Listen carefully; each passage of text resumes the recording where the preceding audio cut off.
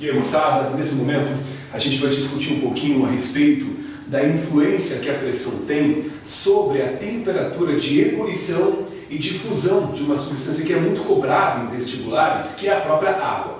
Então, há o estudo da influência de pressão sobre a temperatura de ebulição e difusão de uma substância que não seja água, mas estas questões elas são bem mais raras, de tal maneira que a gente vai estudar apenas, vai direcionar o estudo da influência da pressão nas mudanças de estado da substância que é bastante comum de ser cobrado nos vestibulares, que é a própria água, como eu já mencionei.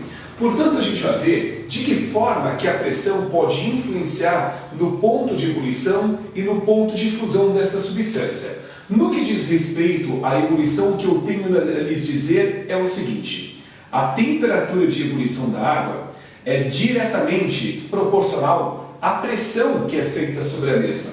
Se a temperatura de ebulição é proporcional à temperatura à pressão que é feita sobre a água, posso concluir que quando a pressão sobre a água aumenta, a temperatura de ebulição aumenta, e quando a pressão sobre a água diminui, a temperatura de ebulição diminui. E é com base nessa relação entre a pressão e a temperatura de ebulição que a gente vai discutir sobre a influência da temperatura de ebulição no tempo de cozimento de um alimento. Porque as coisas funcionam mais ou menos da seguinte forma.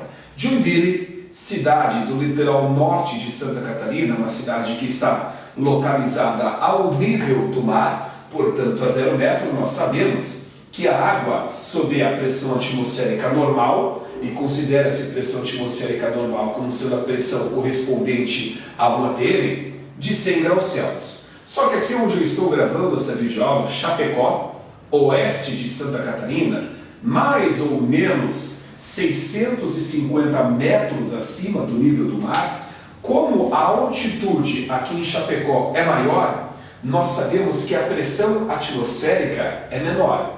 Lembrem, quanto maior a altitude, menor a pressão atmosférica. Se a pressão atmosférica sobre a água diminui, a temperatura de ebulição sobre a água vai diminuir. Então aqui em Chapecó, a água ao ferver está um pouco mais fria do que o normal, 98 graus Celsius aproximadamente. Claro, confesso que a diferença de temperatura não é tão grande assim, mas quando a gente fala em Monte Everest, no Monte Everest, que é a montanha mais alta do mundo, onde o seu cume está a 8.848 metros de altitude, a água ao ferver no topo do Monte Everest está a uma temperatura de 72 graus Celsius. Portanto, percebam que aqui a diferença é bem grande. E aqui eu ordenei em ordem decrescente de pressão estas localidades. De cima para baixo a pressão atmosférica foi diminuindo, né? E isso teve como resultado uma diminuição na temperatura de ebulição da água. Pois vocês perceberam que está caindo de 100 para 98 para 72. Então, se eu pudesse fazer uma experiência mental, mais ou menos o seguinte, imagine que um cara vai ferver por algum motivo, ele resolve comemorar o alcance do cume do Monte Everest, cozinhando uma batata para fazer uma maionese. É uma experiência mental, e na experiência mental eu posso fazer o que eu quiser. E aí você está aí na sua casa, num ambiente climatizado, mais ou menos a mesma temperatura que no topo do Monte Everest. Como é uma experiência mental, eu faço o que eu quero com essa experiência. Pois bem, vamos imaginar que você, numa cidade ao nível do mar, esteja cozinhando essa batata e o cara no topo do Monte Everest esteja numa barraca climatizada cozinhando uma batata. Onde que a batata vai cozinhar mais rapidamente? No topo do Monte Everest ou na sua casa, localizada ao nível do mar? Uma possível resposta para essa pergunta é a seguinte: lá na minha cidade, ao nível do mar, como a água leva mais tempo para ferver, o alimento vai levar mais tempo para cozinhar. Ou o contrário, lá no topo do Monte Everest, como a água no topo do Monte Everest. Como a água leva menos tempo para ferver, já que ela precisa alcançar uma temperatura menor para atingir o ponto de ebulição, o alimento vai cozinhar mais rapidamente, pois a água leva menos tempo para ferver. Isso é uma concepção errada a respeito dessa situação, porque o que determina o tempo de cozimento de um alimento não é o tempo que a água leva para ferver, e sim a temperatura que a água ferve. Lembrem da panela de pressão. A panela de pressão, até um determinado ponto, o vapor resultante da ebulição da água dentro da panela não sai. Até um determinado momento, onde a pressão interna aumenta demais, aí aquela válvula sobe para liberar o vapor em excesso. O fato é que, até um determinado ponto, a pressão, o vapor em excesso, o vapor dentro da panela de pressão não sai. Isso faz com que a pressão dentro da panela aumente e a água, ao ferver, está quase 20 graus mais quente do que numa panela destampada, por exemplo. Logo, na panela de pressão, os alimentos cozinham mais rapidamente, não porque a água leva menos ou mais tempo para cozinhar, para atingir um ponto de ebulição, mas sim porque a água, ao ferver, está a uma temperatura maior, está 20 graus mais quente do que em Joinville, por exemplo. Então, a resposta para aquela pergunta, em que localidade a batata vai cozinhar mais rapidamente, se é na tua cidade, localizada ao nível do mar, ou no topo do Monte Everest, é na tua cidade. Claro, eu sei que a água leva mais tempo para ferver nesta localidade do que nessa, mas como eu mencionei, o que determina o tempo de cozimento de um alimento não é o tempo que a água leva para ferver, mas sim a temperatura que a água ferve. Nesta localidade, a água está 30 graus mais quente do que nesta localidade.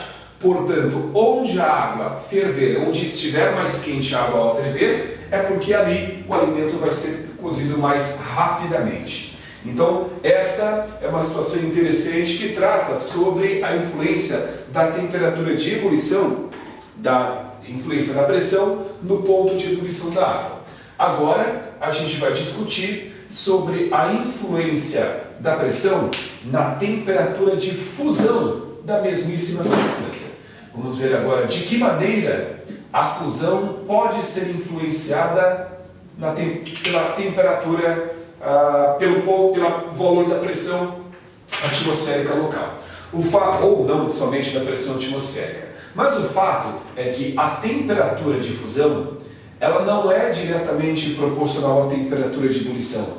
Ela é inversamente proporcional. Se é inversamente proporcional, posso concluir que quando a pressão sobre a água aumenta, a temperatura de ebulição diminui. E quando a pressão sobre a água diminui, a temperatura, perdão, eu não estou falando de ebulição, é temperatura de fusão.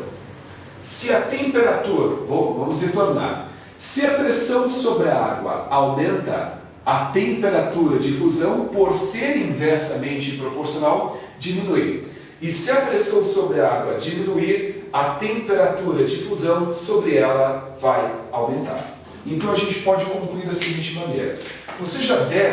Já aconteceu com você, quando você vai desenformar o gelo, aquelas forminhas lá que você tira do freezer, do congelador, quando você desenforma o gelo quando bate na pia, alguns não ficam grudados.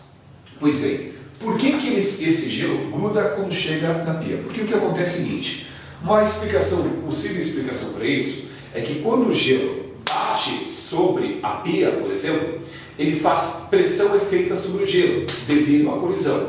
Nesse breve momento em que a pressão sobre o gelo, a pressão sobre ele, faz com que o aumento de pressão faz com que a temperatura de fusão diminua.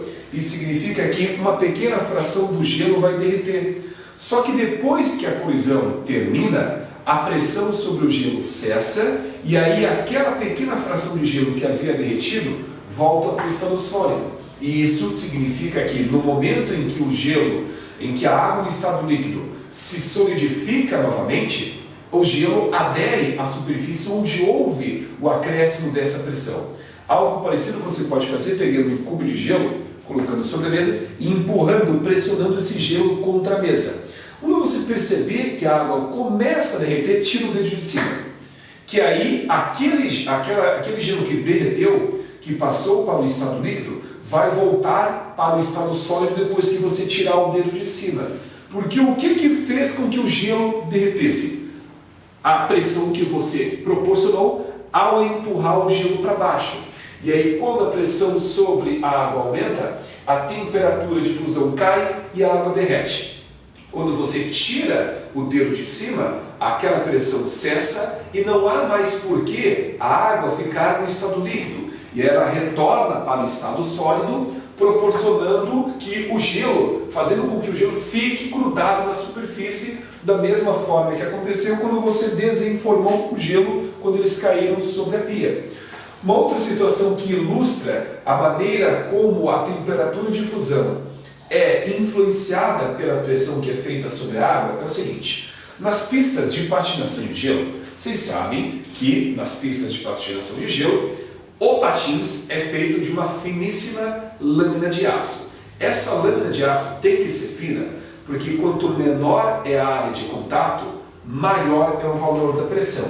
Isso se discute em hidrostática. Pressão é força sobre a área. Como pressão é inversamente proporcional à área, como a lâmina dos patins é bem fina, a área de contato é menor. Isso faz com que a pressão exercida sobre o gelo aumente. E aí, se aumenta a pressão sobre o gelo, a temperatura de fusão diminui, e aí o gelo que está embaixo dessa lâmina, derrete. Forma-se, portanto, um fino filete de água no estado líquido que lubrifica a passagem do patins do patinador. Só que depois que o patinador passa, aquele filete de água que se formou no estado líquido retorna ao estado sólido. Por quê? O que fez com que o gelo embaixo do patins derretesse? A pressão que foi feita sobre ele. Quando o patinador passa, não tem mais pressão sendo feita sobre o gelo, não há porquê do gelo, da água, ficar no estado líquido e ela volta para o estado sólido.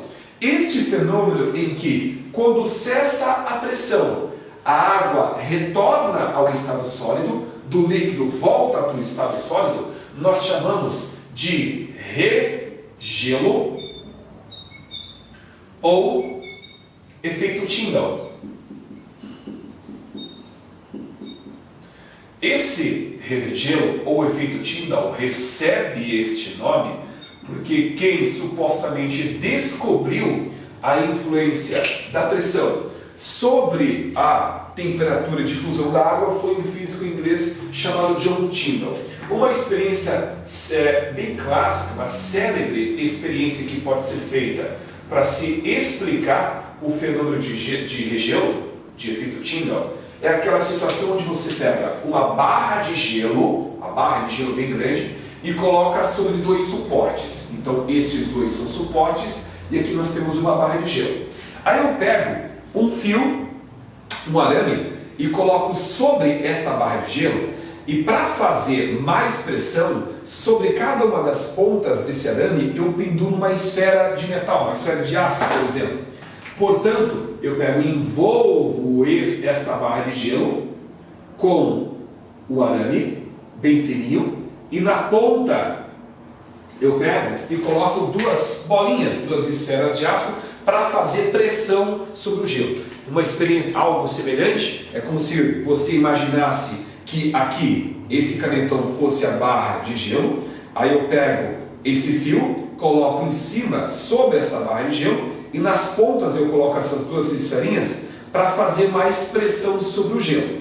Então é isso o que este cidadão fez. E aí o que acontece é que devido à pressão proporcionada pelo arame no gelo, o gelo que está embaixo do arame vai derretendo, o arame vai passando, vai transpassando essa barra de gelo, e o interessante é que quando o arame termina de derreter a última camada de gelo e ele cai, a barra de gelo não se parte ao meio e faz isso aqui.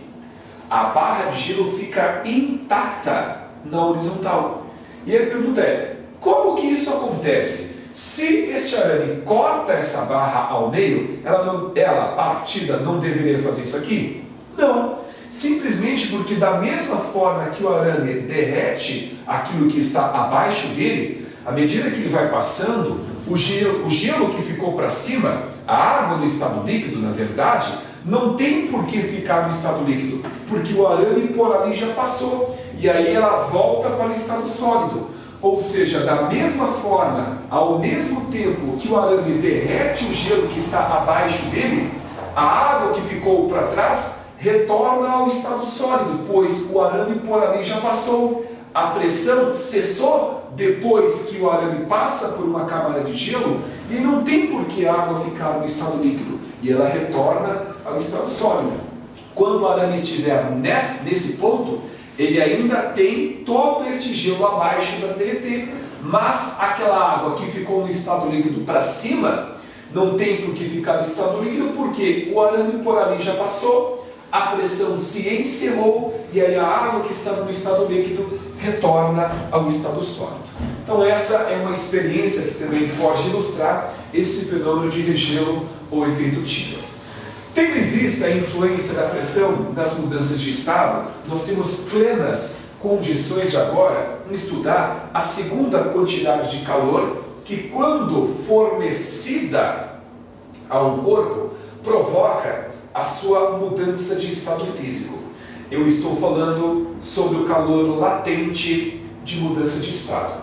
Nós tínhamos estudado antes, em uma das nossas videoaulas de calorimetria, que quando se fornece calor no corpo, duas coisas podem acontecer.